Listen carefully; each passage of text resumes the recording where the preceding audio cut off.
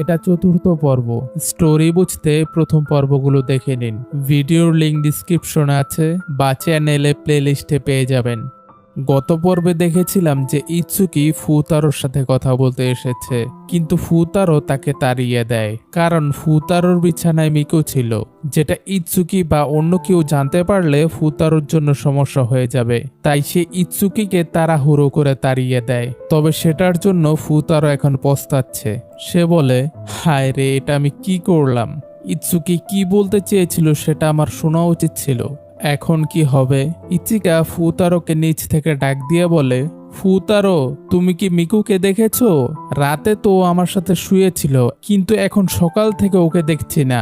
ফুতারো ঘাবড়ে যায় এবং বলে, আমি তো তাকে দেখিনি, হয়তো সে লাইব্রেরিতে আছে। পরের সিনে দেখা যায় যে তারা লাইব্রেরিতে পড়তে এসেছে।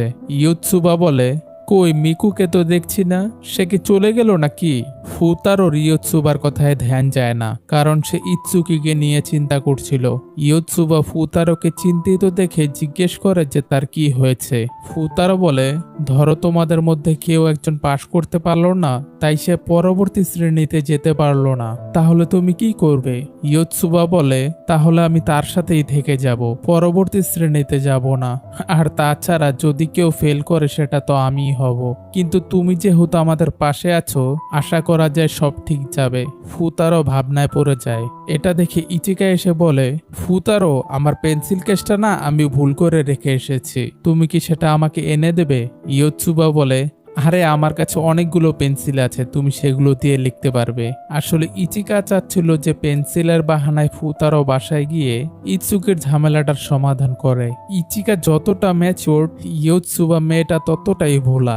যাই হোক, এখন ইচিকা ইয়োৎসুবাকে থামিয়ে বলে, আমরা আগে আগেই স্টার্ট করছি, ফুতারো যাও, তুমি আমার জিনিসগুলো নিয়ে আসো। এটা বলার পর সে ফুতারোকে চোখ দিয়ে ইশারা করে। এখন ফুতারো বুঝে যায় যে ইচিকা কি বলতে চাইছে। ফুতারো বলে, তোমরা এখানে থাকো, আমি আসছি। এটা বলে সে তাদের বাড়িতে ছুটে যায়। বাড়িতে পৌঁছানোর পর তার সাথে মিকুর দেখা হয়। ফুতারো মিকুকে বলে, তুমি লাইব্রেরিতে যাও, আমি আসছি। সেখানে ইচিকা আর ইয়োৎসুবা আছে।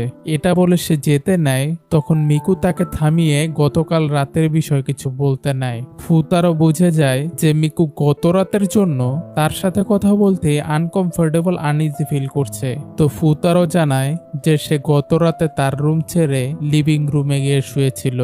এ কথা শুনে মিকু রিল্যাক্স হয়ে যায় এবং সেখান থেকে চলে যায়। পরের সিনে দেখানো হয় যে ইৎসুকি পড়তে পড়তে শুয়ে পড়েছে। তো ফুতারো এসে ইৎসুকিকে জাগিয়ে তুলে। তো ইৎসুকি ফুতারোকে কিছু বলতে নেয়। ফুতারো বলে ওঠে, মিকু, অবশেষে তোমাকে আমি পেয়ে গেছি। ফুতারোর কাছে মিকু কথা শুনে ইৎসুকি তার গলায় থাকা মিকুর হেডফোনটি নোটিস করে। ইৎসুকি মনে করে যে এই হেডফোনটির জন্য ফুতারো তাকে মিকু ভাবছে। এখন ফুতারো বলে, স্টাডি না করার জন্য তুমি সেই কখন থেকে আমাকে অ্যাভয়েড করে যাচ্ছ, অনেক হয়েছে, এখন তুমি আর পালাতে পারবে না। ইৎসুকি বলতে চায় যে সে মিকু নয়, কিন্তু ফুতারো তাকে সুযোগ দেয় না। তো এখন ইৎসুকিও আর কিছু বলে না, তারা স্টাডি শুরু করে দেয়। তো কিছুক্ষণ পর ফুতারো বলে ওঠে, দুদিন আগে যা হয়েছে তার জন্য আমি খুবই দুঃখিত। ইৎসুকি বুঝে যায় যে এখানে আসলে কি চলছে, তো সেও ফুতারোকে সরি বলে দেয়। পরবর্তী সিনে দেখা যায় যে ইৎসুকি অনেক খুশি হয়ে ফুতারোকে বলছে যে সে এই এক্সামে 100 পেয়েছে এবং বাকিরাও সেম রেজাল্ট করেছে। তো এটা দেখে তো ফুতারো অনেক খুশি হয়ে যায়, কিন্তু দেখা যায় যে এটা ফুতারো স্বপ্ন দেখেছে। ফুতারো বলে, আজ এক্সামের দিন, গত এক সপ্তাহ তারা খুব মেহনত করেছে। এরপর দেখা যায় যে তারা লেট হয়ে গেছে। তো এখন তারা দ্রুত দৌড়ে স্কুলের দিকে যেতে থাকে। রাস্তায় ফুতারো বলে, তোমরা না প্রাইভেট কারে চড়ে স্কুলে যাও, আজকে কি হলো? তারা বলে যে তাদের স্কুলে দিয়ে যায় সে কোনো একটি কাজে তার বাবার সাথে দেখা করতে গেছে। এরপর ফুতারো ভাবতে থাকে যদি তার এক্সাম না দিতে পারে তাহলে সে তাদের বাবার কাছে কি জবাব দিবে। একটি পর্যায়ে রাস্তায় নিনো বলে, তোমার মনে হয় আমরা পাশ করতে পারবো? ফুতারো বলে, আমি তো আমার পুরো চেষ্টা করেছি, এখন তুমি এক্সামে তোমার সর্বোচ্চ দেওয়ার চেষ্টা করো। এরপর আমরা স্কুলের বাহিরের সিন দেখি। ফুতারো বলে, আমরা লেট হয়ে গেছি। শুধু ইয়োতসুবাই সময় মতো স্কুলের মধ্যে ঢুকতে পেরেছে। তারা স্কুলের মেন গেটের সামনে থাকা একটি গাছের নিচে লুকিয়ে আছে। মেন গেটটি স্কুলের পিটি টিচার গার্ড দিচ্ছে। তারা চিন্তায় পড়ে গেছে যে তারা এখন কি করবে। তখন ফুতারোর মাথায় একটি আইডিয়া আসে। তারপর আমরা দেখি যে মিকু স্কুলে ঢোকার চেষ্টা করছে। তো টিচার বলে, এই এত লেট কেন, তোমাকে যেতে দেওয়া হবে না। মিকু টিচারকে বলে, এই রিবনটা কি আপনি চিনতে পারছেন না? তো টিচার বলে, হ্যাঁ মনে পড়েছে, কিছুক্ষণ আগেই তো এই রিবন পরা একটি মেয়েকে ভেতরে যেতে দেখলাম। মিকু বলে, আমি একজন টিচারকে সাহায্য করতে বাইরে গিয়েছিলাম। তো একথা শুনে টিচার তাকে ভেতরে প্রবেশ করতে দেয়। আর এইভাবে টিচারকে কনফিউজ করে একে একে চারজনে ভিতরে ঢুকে যায়। তো ফুতারও সেম টেকনিক ইউজ করে ভেতরে যেতে নেয়। তখন টিচার পেছন থেকে তার কলারটা ধরে ফেলে। টিচার বলে, এই কোথায় যাচ্ছ? একই তো লেট করেছো, আবার সেই সাথে টিচারের সাথে মজা নিচ্ছ। এরপর টিচার তাকে টেনে হিচড়ে অফিস রুমে নিয়ে যেতে থাকে। সবাই বলে, এখন তোমার সাথে কি হবে? ফুতারও বলে, আমার কথা ভেবো না, তোমরা গিয়ে ভালো মতো এক্সাম দাও। নেক্সট সিনে দেখা যায় যে এক্সাম শুরু হয়ে গেছে। এক্সাম হলে সবাইকে সিরিয়াস দেখাচ্ছে। এক্সাম শেষ হয়ে যায় এবং রেজাল্টের দিনও চলে আসে।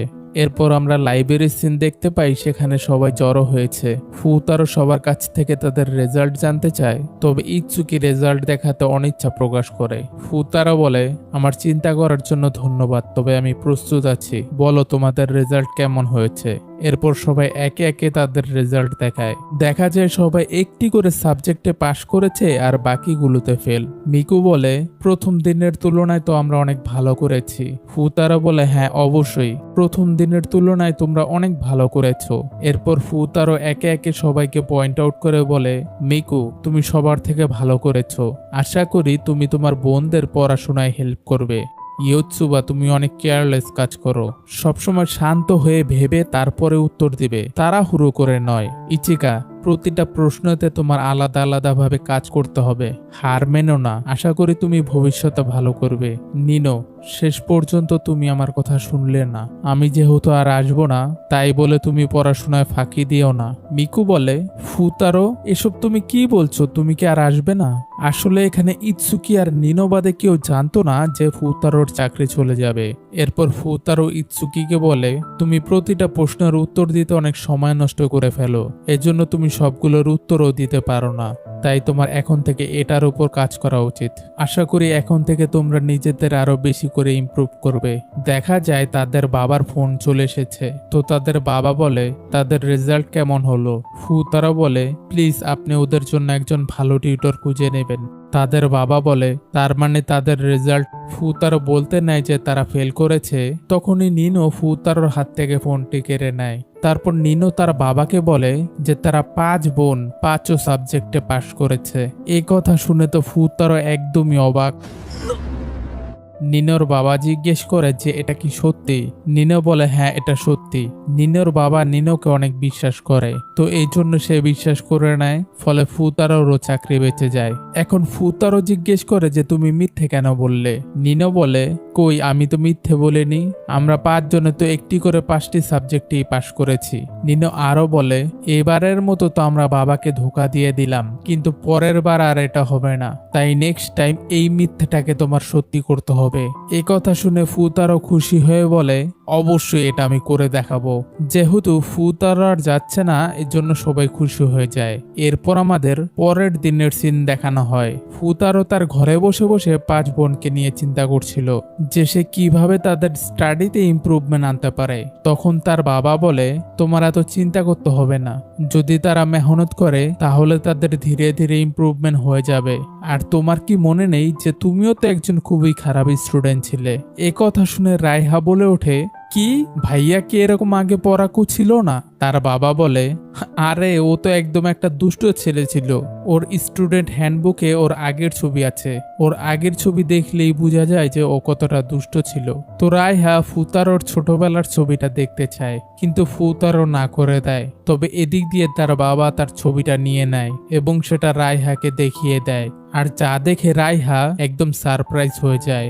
এখানে আমরা ফুতারোর বাবার থেকে জানতে পারি ফুতারো ছোটবেলায় খুব দুষ্ট ছিল। তো একটা সময় এসে তার একটি মেয়ের সাথে দেখা হয়। ফুতারো মেয়েটিকে পছন্দ করে এবং তার জন্যই সে নিজেকে পরিবর্তন করে। তো ফুতারোর ছোটবেলার এই পছন্দের মানুষটির আসল পরিচয় কি?